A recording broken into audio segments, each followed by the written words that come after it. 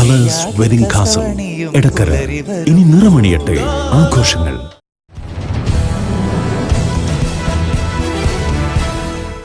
ചാലിയാറിൽ മുഴുവൻ സ്ഥാനാർത്ഥികളുടെയും നാമനിർദ്ദേശ പത്രികകൾ സ്വീകരിച്ചു.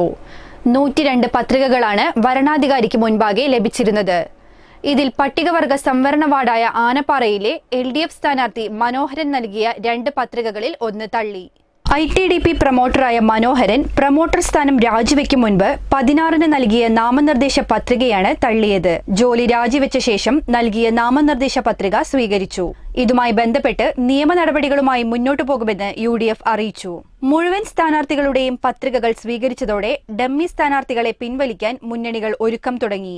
നിലമ്പൂർ ബ്ലോക്ക് പഞ്ചായത്തിലാണ് ചാലിയാർ ഗ്രാമപഞ്ചായത്തിലെ സ്ഥാനാർത്ഥികളുടെ നാമനിർദ്ദേശ പത്രിക സൂക്ഷ്മ പരിശോധന നടന്നത്. 14-ാം വാർഡായ പെരുവമ്പാടം വാർഡിൽ LDF സ്ഥാനാർത്ഥി അച്ചാമ ജോസഫിന് ഇതേ പേരിൽ തന്നെ അപര സ്ഥാനാർത്ഥിയുണ്ട്.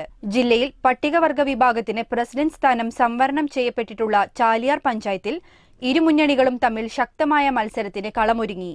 തത്സമയ നോട്ടിഫിക്കേഷനായി മലാല ന്യൂസ് ചാനൽ സബ്സ്ക്രൈബ് ചെയ്ത് ബെൽ ബട്ടൺ എനേബിൾ ചെയ്യുക.